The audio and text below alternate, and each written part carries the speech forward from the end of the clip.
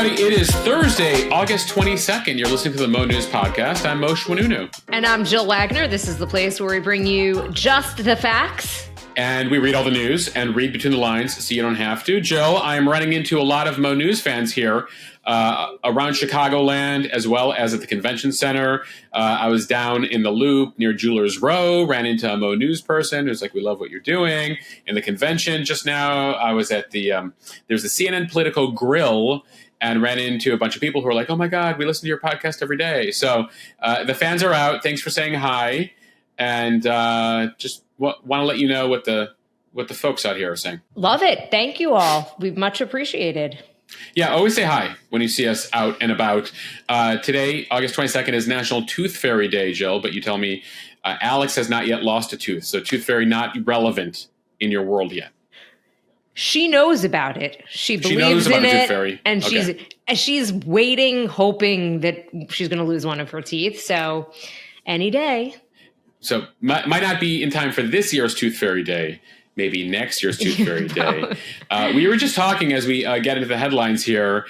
You've been watching on the East Coast, Eastern Standard Time, trying to watch these convention nights that have been going pretty late. Moshe, it's hard to complain to you because you're at the convention and so you're updating the podcast. So I'm not going to complain, but I'm exhausted. I was up till 3. Yeah, I was up till 3 in the morning updating the podcast. Central Time. That's 4 a.m. Eastern. Jill, I was trying to update the newsletter. I almost missed when we typically send out the podcast because I went to update something. But it's a lot. You know, what's interesting about all of that is in talking to one of the organizers here, their bet is, listen, we know a lot of people are going to be watching this live, but many, many more will be consuming this online, on social media, via clips. And that really is to the core these days of political strategy, which is when you give a speech, you are speaking to a certain audience of a certain age that's probably watching live. But for the most part, the vast majority of American voters are going to consume this thing via clips on TikTok, Instagram, various social media. And that's really what they have in mind here. But I'm sure they appreciate your viewership deep into the night. All right, I'm done. I'm not watching tonight. if their goal is just to get me to watch on social media, forget it. Emily in Paris it is. All right, Jill, that means you might miss Kamala Harris's big address tonight. You'll have to wait for clips of that in the morning. All right, and with that, let's get to the headlines. Taking the stage at the DNC tonight, Kamala Harris. Last night, though, it was Tim Walz, or Coach Walz, as they're calling him. We've got all of the headlines from Chicago, plus the status of the protests. Dozens arrested after pro-Palestinian, anti-DNC protesters clash with police.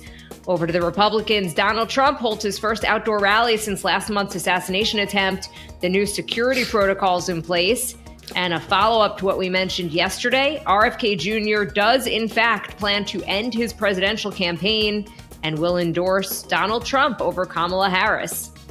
Yeah, we will have all the political headlines. I'll try to get to as many as we can for you in what is a very eventful week, and the ramifications here of the Kennedy dropping out and what it means for Trump. To the economy, a jobs report revision. It turns out a lot fewer jobs were created than originally thought. Plus, a new study finds that most supermarket baby food in the United States is unhealthy. The new trend in fitness, strength is in and cardio is out, what that means for Peloton and some other fitness companies. And Starbucks launching its pumpkin spice latte today. That is earlier than ever. What else is on their fall menu? Are we ready for pumpkins in August, Jill? Not even almost, Moshe. And Moshe is on this day in history. A big day for Jay-Z and Diana Ross today, Jill. All right, today is the fourth and final day of the Democratic Convention. Kamala Harris will take center stage, but last night it was her vice presidential pick, Tim Walz's turn. He gave the keynote address. Beforehand, his wife, Gwen, narrated a video about his life, introducing him in many ways to the American people. The convention on Wednesday leading into its, quote, fight for our freedoms theme. So, Jill, Tim Walz got quite a reception last night as he formally accepted the nomination for vice president. He leaned into that theme about fighting for freedom and leaned into his biography from Nebraska, from a rural town, a high school football coach, a public school teacher. It was a very plain-spoken speech in which he lashed out at former President Trump as both weird and dangerous, leaning into his Midwestern roots, really trying to broaden the appeal here. In fact, his intro was from former students and football players, got emotional at times. It was a pretty powerful moment and really plays to the heartland. These Midwest football players who saw him, called him coach. And so he discussed his origins. He made that part of his biography last night as he discussed his first run for Congress. This was about 20 years ago when he ran for Congress against major odds.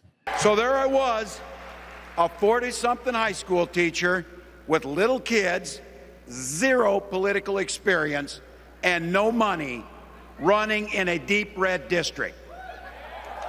But you know what? Never underestimate a public school teacher. Never.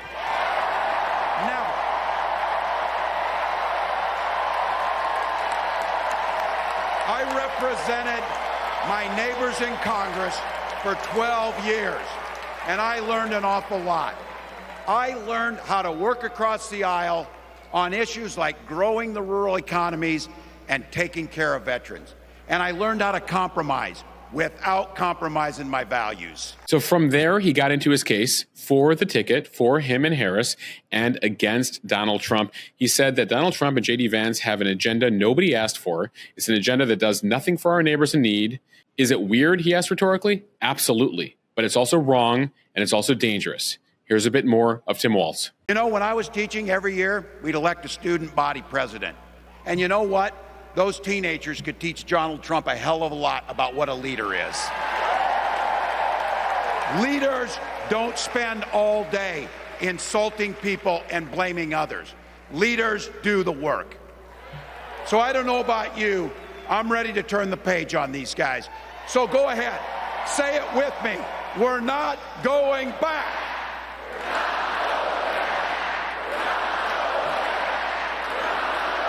We've got something better to offer the American people. It starts with our candidate, Kamala Harris. So this all comes as the Republicans have been trying to paint Harris and Walz as too liberal, too progressive. And what's notable about this convention is that they're flipping the script. They're flipping it on Republicans. They said, yeah, we're going to own this. These are good things, what we're offering in terms of healthcare, in terms of education, in terms of benefits. He's taking attacks on guns, saying, listen, I've shot more guns than most Republicans, and I have hunting trophies to show for it. I know guns, and that's why I think there should be some limits when it comes to some types of guns in this country. Here's a bit of Walz on the accusations that he's too liberal because he supports things like universal health care and housing for the underprivileged. So this is bite number 3. You're going to take through. That's how we're going to fight. That's how we'll build a country where workers come first. Healthcare and housing are human rights. And the government stays the hell out of your bedroom.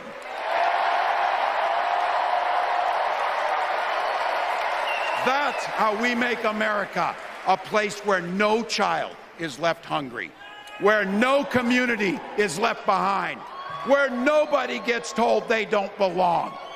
That's how we're going to fight. So you're getting a taste there of Walz's argument. The big deal tonight, as you mentioned, Kamala Harris will be speaking tonight. But last night was really jam-packed with a lot of their major A-list speakers. Among the other 2 big names who spoke last night, former President Bill Clinton and former House Speaker Nancy Pelosi. Clinton was the nominee for the first time in 1992, so this address coming 3 decades later. He was only 46 when he entered the White House, making him the 3rd youngest president in U.S. history behind only Teddy Roosevelt and John F. Kennedy. He turned 78 this week, which actually, Moshe, would make him 3 years younger than President Biden. Yeah, Clinton younger than Biden. Notably, he's also slightly younger than Trump. He was born the same summer, 1946, as Donald Trump. They're both 78 years old, about 10 weeks apart. Bill Clinton, it's really remarkable. He gave his first convention speech, Jill, in 1980 at the 1980 convention renominating Jimmy Carter. At the time, Bill Clinton was only a 33-year-old governor from Arkansas. He was assigned to read a eulogy of late President Harry Truman in 1980.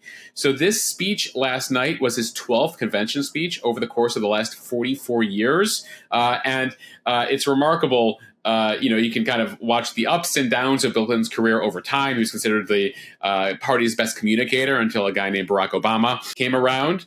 So as we talk about Clinton's history here, he actually began his speech by noting his age in the speech and drawing a direct line to Donald Trump. Now let's cut to the chase. I am too old to gild the lily. 2 days ago, I turned 78, the oldest man in my family of 4 generations. And the only personal vanity I want to assert is I'm still younger than Donald Trump. Clinton noted, and he said something literally, quote, from the bottom of his heart. He says he has no idea how many more of these conventions he'll be able to come to, noting his first conventions a half century ago. And there were moments last night where you could see his age, Jill, his movements slower. He mispronounced Harris's name a couple times, Kamala a couple times. His left hand often shook when he wasn't using it to grip the lectern.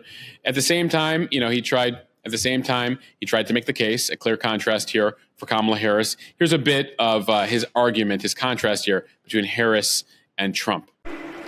What does her opponent do with his voice? He mostly talks about himself. Right? So the next time you hear him, don't count the lies. Count the eyes.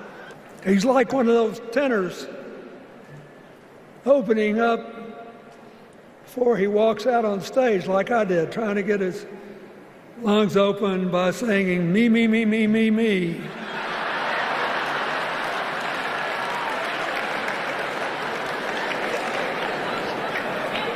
When Kamala Harris is president, every day will begin with you, you, you, you. Jill, last night also featured performances by John Legend, who performed Prince music, a homage to the fact that Tim Walz is from Minnesota, Prince is from Minnesota. Stevie Wonder also made an appearance last night, which was fun to be in the arena for. And I should add one other powerful speech last night that had been kept under wraps, Oprah. Oprah made an appearance last night, probably one of the more powerful speeches of the week. It's actually her first ever convention speech. While Oprah did support Obama back in 2008, she didn't actually speak at that convention. She never really did much for Hillary in 2016 and not much for Biden in 2020, but she made a point of speaking last night, noting that she's a political independent, though she has supported Democrats for a very long time here. And beyond Walz, probably one of the most powerful moments of last night. Here's a bit of what Oprah had to say. I am so honored to have been asked to speak on tonight's theme about what matters most to me, to you, and all of us Americans, freedom. There are people who want you to see our country as a nation of us against them, people who want to scare you, who want to rule you, people who'd have you believe that books are dangerous and assault rifles are safe, that there's a right way to worship and a wrong way to love. People who seek first to divide and then to conquer. But here's the thing. When we stand together, it is impossible to conquer us. And we'll see what they have in store tonight, but they really loaded up with a number of speakers, musical acts, etc. last night, and you're seeing a number of those speakers get a lot of traction on social media. All right, Moshe, that's what's going on inside the arena. Outside the arena, we do want to talk about the protests. Tonight, more are expected. On Tuesday night, several dozen people were arrested following violent clashes with police on the second night of the DNC. The police superintendent called it a danger to the city. He said the people arrested outside of the Israeli consulate, which is about 2 miles from the convention center, quote, showed up with the intention of committing acts of violence and vandalism. He actually went on to say that to call them protesters would be an insult to protesters. He said, as the Chicago Police Department, we did everything we could to de-escalate the situation, but there is only so much de-escalation that you could attempt to do before it becomes excessive repetition. The intense confrontations between the pro-Palestinian protesters and officers started minutes into the demonstration after some dressed in black and their faces covered charged at a line of police that had blocked their march. The police superintendent again saying that they showed up to, quote, fight with the police. Moshe, what have you seen? I'm just curious in terms of the protests, both outside of the convention center and inside. Inside, nothing, Joel. And even outside, like total non-factor. I have to go around like asking people like, hey, have you seen any protests? Like, no. It's very small. They were prepared for 100,000 protesters. The biggest protest so far has been about 3,500 people on Monday. They had about a dozen arrests, people trying to push back on security fencing. But this city was prepared for a lot, also given the history here. You're talking about a Democratic convention in Chicago, reminders of 68. This is not even remotely close to 1968. Again, it's hard to even try to find the protesters and where they are. It's the feeling is that the move from Biden to Harris really popped the bubble, took the oomph out of the protesters. So it is a very small, hardcore group. Like you mentioned, the small group that was outside the Israeli consulate. We're talking about upwards of 100 people, a couple dozen more violent people. But Chicago PD and other law enforcement more than prepared with fencing and security plans, etc. Inside the arena, a lot of unity. There are a handful of delegates I've seen wearing Palestinian keffiyehs, the cloth they wear around their neck, looking to speak about the issue. But none of them interrupting, none of them doing anything, at least thus far, in the way of really being out there and out of line for the convention. For the most part, they want to say their piece, say it peacefully, but they want to maintain the people inside the convention, the unity that has been apparent so far in the party. Along those lines, Jill, notable last night, the parents of American Israeli hostage Hirsch Goldberg spoke on stage. He is among a handful of Americans still being held by Hamas in Gaza.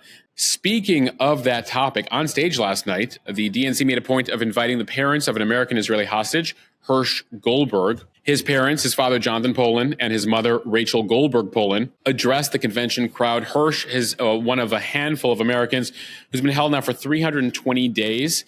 They made a point of wearing stickers on their shirts that read the number 320 to reinforce that. Honestly, an incredibly powerful moment, even before the speech started, as they walked up.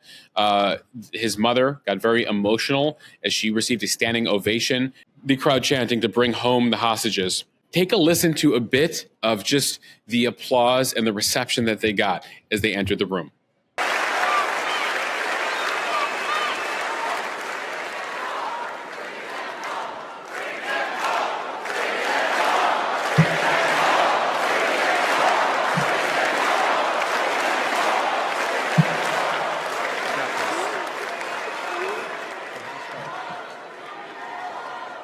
At this moment, 109 treasured human beings are being held hostage by Hamas in Gaza.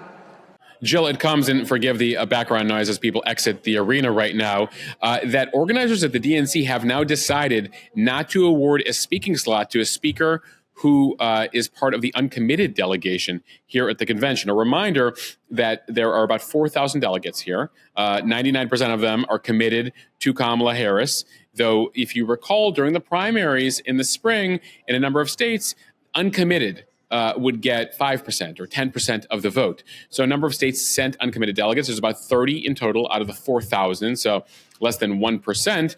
The thought was that they would receive a speaking slot to talk about their concerns about the war in Gaza and that situation. The DNC has now made the decision not to give them any speaking slot, not to give them any opportunity to speak out about their issues and what's going on in Gaza.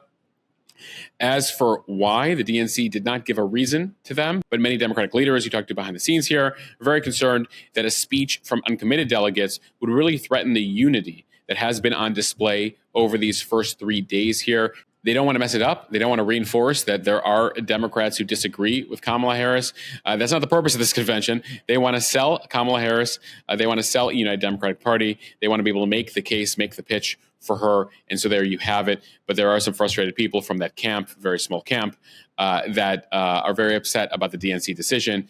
And I imagine we'll hear from protesters outside the arena and potentially inside the arena today, given that that is now a firm decision. Now to the Republicans. On Wednesday, Donald Trump held his first outdoor rally since narrowly surviving an attempted assassination in Pennsylvania last month. He is in North Carolina at the Aviation Museum and Hall of Fame. It's part of his counter-programming to the DNC happening in Chicago.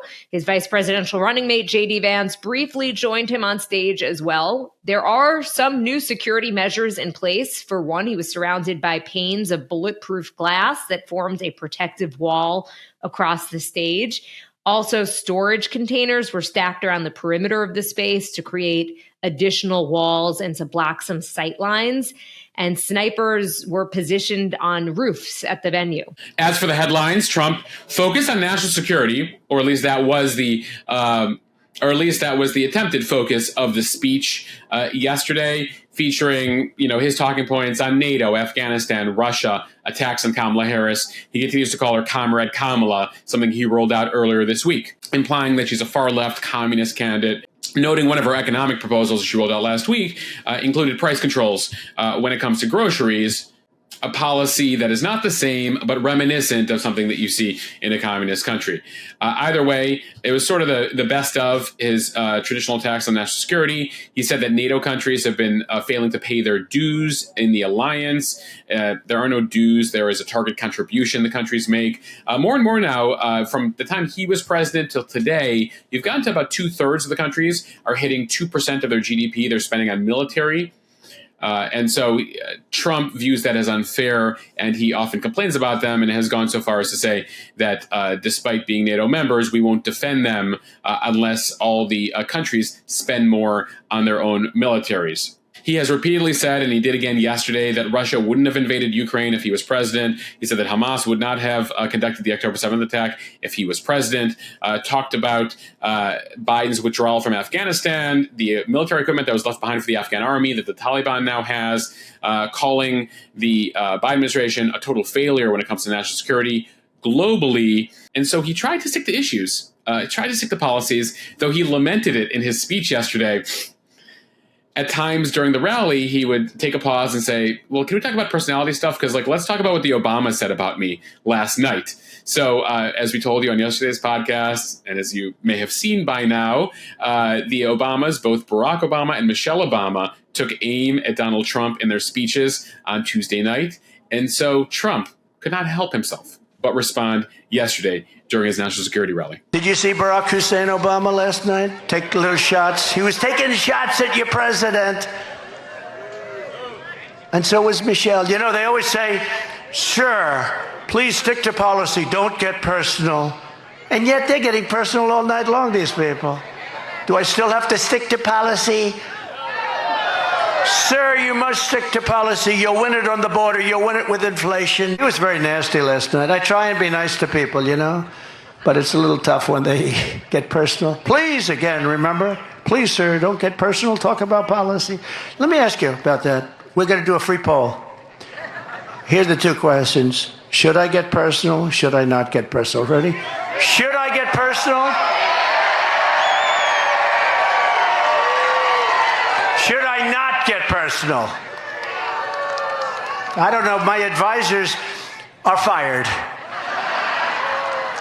No, we'd rather keep it on policy, but sometimes it's hard when you're attacked from all ends. I mean, they want to put you in jail for nothing.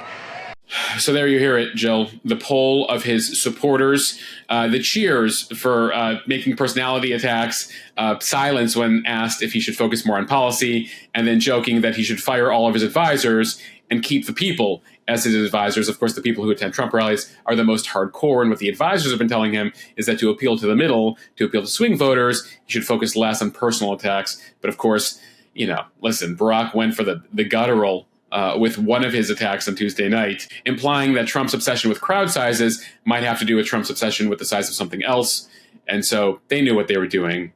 And it clearly got to him under his skin, and he had to reply yesterday. We'll see what comes in the days ahead here. North Carolina, where Trump is at, is a key state for Republicans. In fact, nobody's won it since Obama was the only Democrat to win it in the past couple decades, back in 2008, and then Obama lost it again. Democrats have been looking to recapture that magic since then. And because there is a larger black population in North Carolina, there is a feeling, there is a hope among Democrats that Kamala Harris can make North Carolina competitive. We should bear in mind here, while Biden was running, North Carolina was going to be a blowout for Trump. The fact that he's even needing to campaign there shows that Harris is at least making it competitive, though Trump did win it in 2016. He did win it in 2020. And so North Carolina, one of those states that have become a battleground state in the past couple of weeks with Kamala Harris's entry into the race. And Moshe, follow up to what we reported yesterday, NBC News and ABC News both reporting that RFK Jr. plans to drop out of the race on Friday and endorse Donald Trump. The Kennedy and Trump campaigns are reportedly working on organizing a joint appearance. Both Trump and Kennedy have events scheduled in Phoenix, Arizona tomorrow, so it's possible that perhaps that might be the joint appearance. Kennedy's campaign has billed his event, which is set for 2 p.m. Eastern time, as an address, quote, about the present historical moment and his path forward. Yeah, so we've told you now for a few weeks, Kennedy wasn't campaigning. Kennedy had no money. Kennedy was having ballot issues. And Kennedy's been making several phone calls in recent weeks where he's actually connected with Donald Trump. He was attempting to call Kamala Harris. She wanted nothing to do with him, looking for a job, effectively, in either administration. Given that Trump gives him the time of day here, it appears that Kennedy is going with Trump here. Now, what's notable, Jill, is that when you look at Kennedy, the majority of his issues, he's a liberal. He's a Kennedy. He's pro-choice. He's an environmentalist. At his core, he has a lot more in common with the Democrats than Republicans. In fact, he was running as a Democrat until last fall, when he wasn't getting traction and he went independent.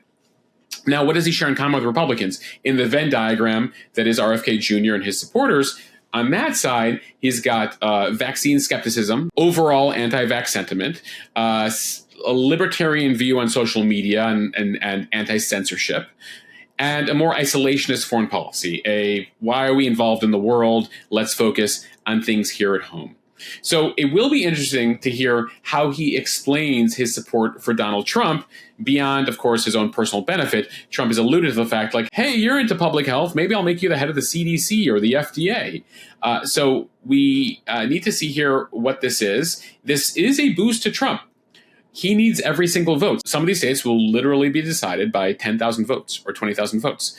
And Kennedy has been getting 3 or 4%. He used to get 12%. He's down to 3 or 4% these days because most of the Democrats, disenchanted Democrats that are following him, have come back to Harris since she entered the race and Biden left.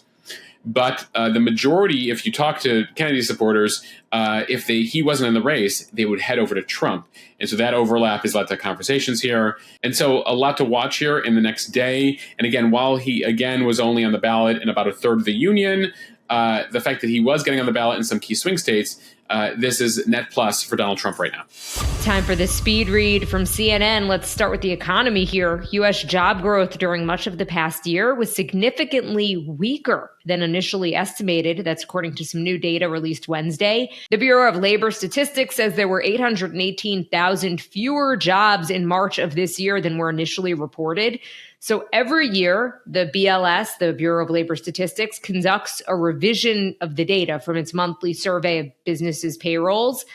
But this marks the largest downward revision since 2009, and it shows that the labor market not quite as red hot as initially thought.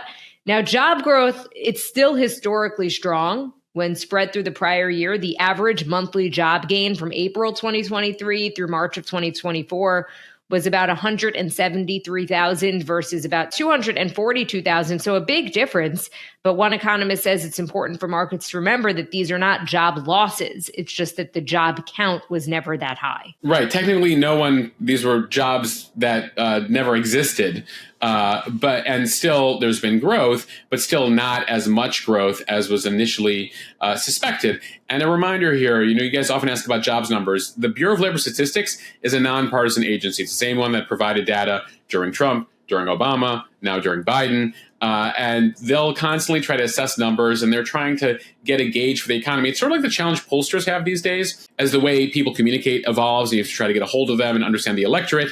The same thing with the job market, especially with hybrid jobs and entrepreneurial jobs, etc. They're trying to ensure that they still have a good gauge as the economy evolves here. So the downward adjustments were limited to the private sector. This is the professional and business services sector. Other sectors that saw negative swings beyond business services was the information industry. Leisure and hospitality saw about a 1% decline from initial expectations. Manufacturing as well.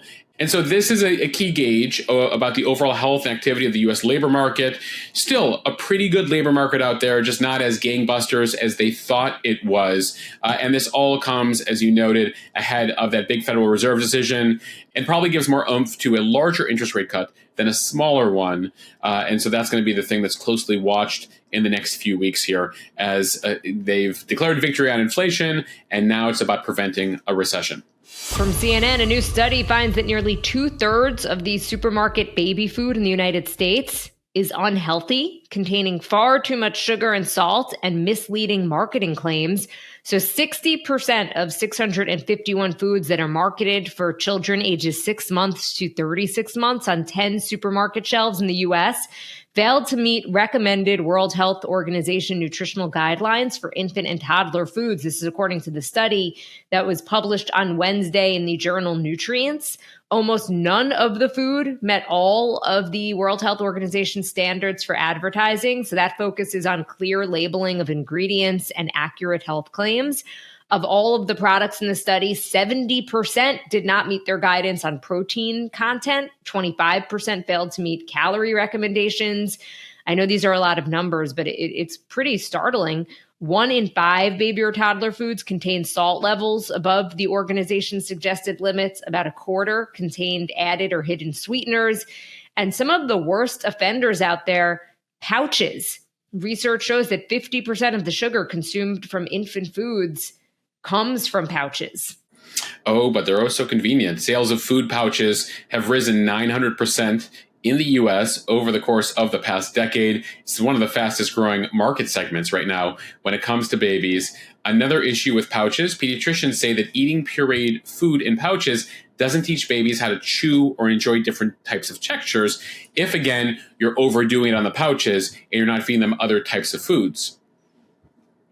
So this study looked at about 650 products gathered over the course of last year in baby food aisles in a number of major U.S. supermarkets. It did not analyze dairy or other refrigerated foods marketed for children here.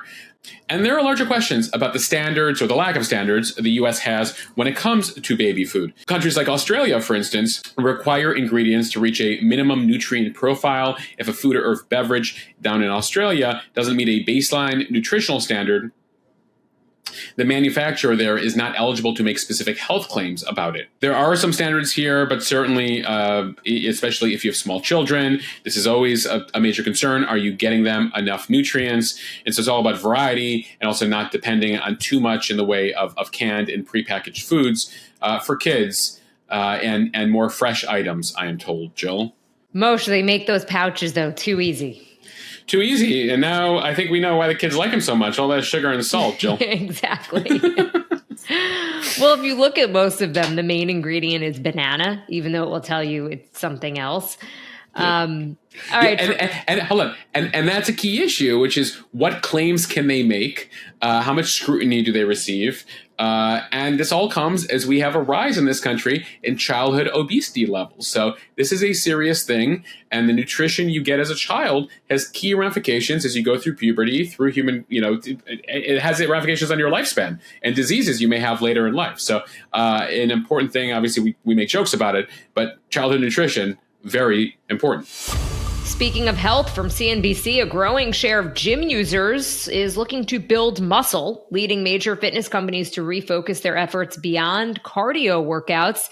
So building muscle was the #1 goal for 2024 ahead of weight loss and general movement. This is according to an annual survey from Lifetime.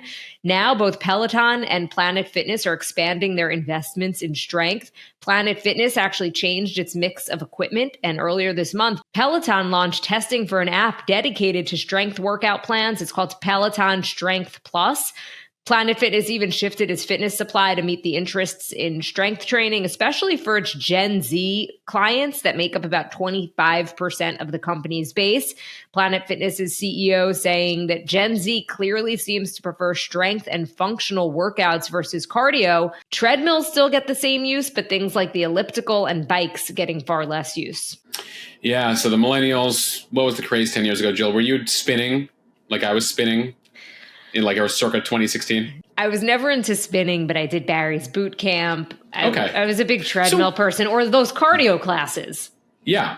Though berries and stuff, they'll also do some muscle stuff, but you've seen that evolution after that, trend line around a lot of cardio about a decade ago. It sounds like there's gonna be a lot of sales these days on elliptical machines, Jill. If you're looking for an elliptical, it sounds like they're not getting much use and they're gonna go on sale.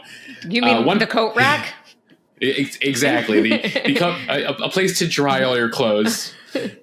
One personal trainer tells CNBC as part of this story that she's noted a similar shift among women who are looking to build more muscle over the last decade, strength training over the course of the last decade, strength training becoming key here. And so you're seeing all these various workout and exercise companies have to adapt to the newest trend line, Peloton among them. Peloton actually says, as it's built up its online classes through its app, that it's not its cycling or running classes, but its strength training content is actually now its most popular type of class for the people who use the app. And finally, from People magazine, fall at Starbucks is here. In August, the coffee chain announced that their pumpkin spice latte, aka their PSL, is returning to all locations today. It is the earliest start to the season at Starbucks. It is actually the 21st year of the drink. It comes 2 days earlier than last year. And Moshe, it's big business for the company. About 10% of their overall sales come from seasonal staples. For the record, I just looked it up. Fall begins September 22nd. Jill, we have another 30 days. We have another 30 days till fall starts. Stop trying to make fall happen so early here. But I understand the people, they want the pumpkin, even if it's, 80 or 90 degrees outside. So they have some seasonal favorites coming back, like the iced apple crisp non-dairy cream chai.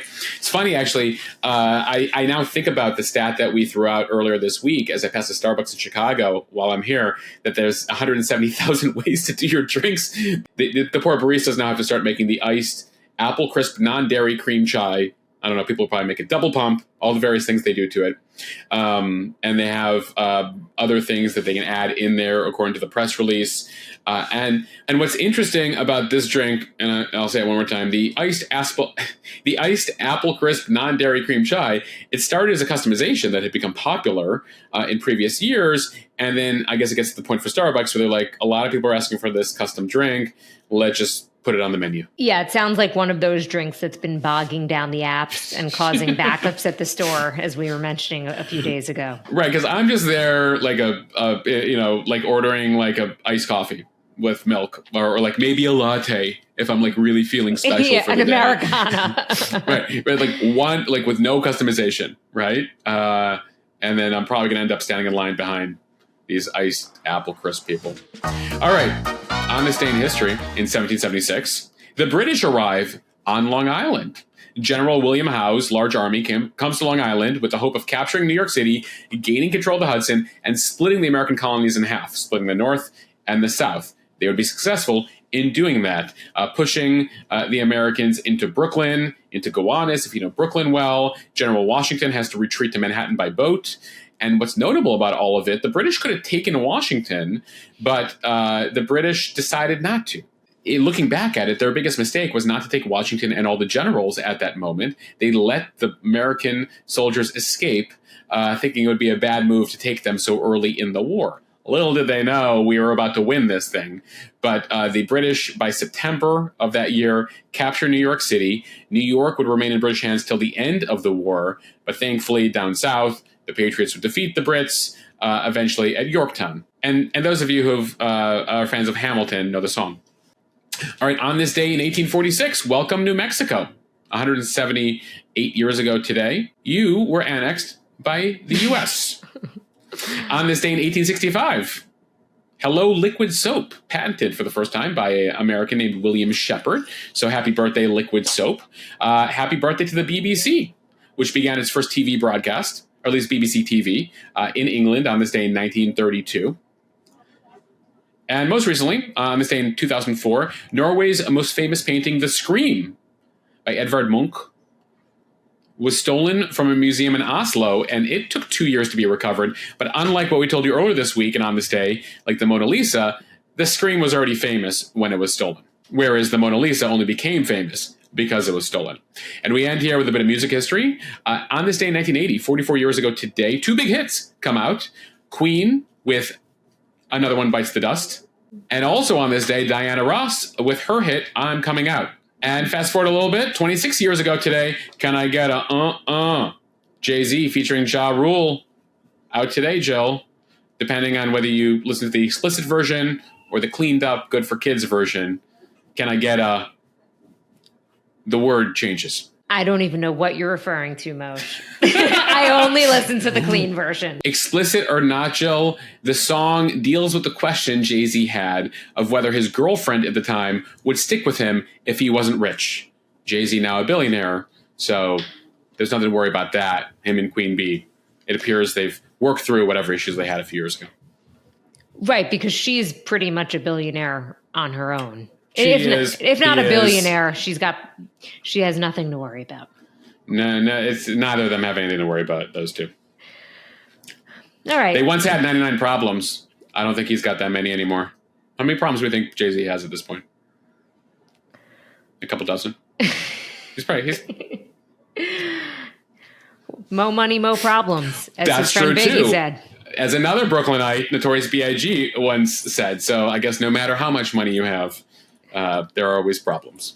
I got 99 problems, but a podcast ain't one, Moshe. So thank you all for listening to the Mo News Podcast. If you like what you hear, please share this with your friends. It will help us grow. Follow us and subscribe so you don't miss an episode, and review us in the App Store. Jill, speaking of music, we haven't talked about Lil Jon yet in his performance at the DNC. Turned down for what?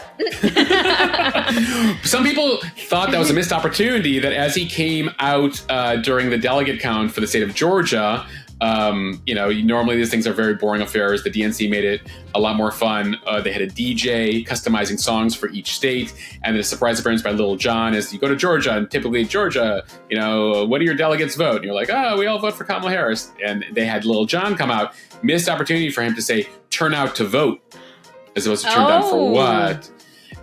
Though he did go from Kamala Harris to the walls, like from the window to the wall. So that was well done. So we grade Lil Jon, we give him partial credit for his customized lines this week. I give that roll call a 10. It was everything. Everything I'm about. Good music, politics. I well done.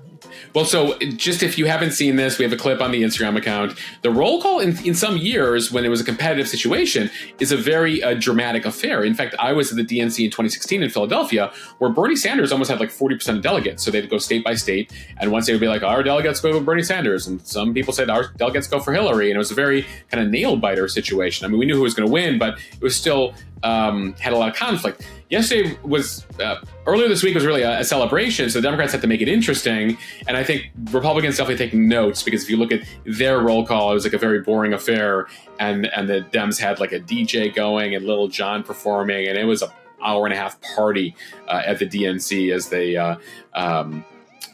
as every state tried to outdo the other one with their songs and statements, etc. Well, DJ Cassidy crushed it.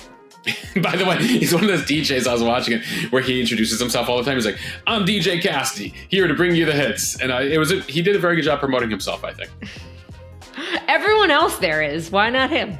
It's true. That's pretty much what these conventions are about these days. It's just self-promotion. All right, everyone. Have a wonderful day. We'll see you tomorrow.